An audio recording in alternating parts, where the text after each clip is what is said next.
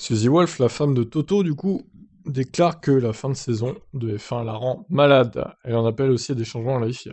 Donc on précise que son interview date d'avant l'annonce de Mercedes qui a dit qu'il ne ferait pas appel. En arrivant sur le week-end de course à Abu Dhabi, je pensais que les deux équipes et les deux pilotes méritaient de gagner. Cela allait être un spectacle, une course historique dont nous espérions que tout se terminerait sans controverse. Ça n'a pas été le cas. Ce qui s'est passé est encore difficile à comprendre et me rend quelque peu malade. Ce n'est pas la défaite, ni Max ou Red Bull, car ce sont des gagnants méritants et nous avons toujours su qu'il était fort possible que nous ne puissions pas gagner. Mais la manière dont Lewis a été volé me laisse totalement incrédule.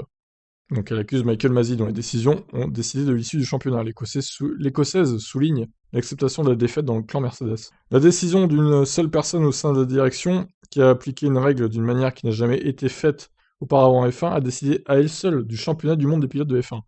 Les règles sont les règles, elles ne peuvent pas être changées sur un coup de tête par un individu à la fin d'une course. Hamilton, tu as fait preuve d'une intégrité et d'une dignité incroyable face à l'injustice.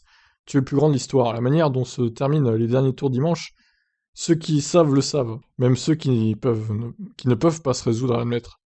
Wolff, Suzy, donc, termine sa déclaration par ce qui ressemble à une manœuvre politique, expliquant que des changements doivent être faits à la tête de la direction de course et au sein de la FIA. En somme, les mêmes choses que semble avoir négocié Mercedes. Félicitations à Max et félicitations à chaque membre de Mercedes pour votre 8e titre de champion des constructeurs, qui bat tous les records. J'espère que d'ici mars de l'année prochaine, il y aura des instances dirigeantes au cœur desquelles se trouveront l'intégrité et l'équité sportive, afin que je puisse retomber amoureuse de la F1. Gageons que Mercedes saura négocier de nombreuses modifications réglementaires, mais aussi opérationnelles, qui devraient à terme permettre à Suzy Wolff de retrouver son amour pour la F1.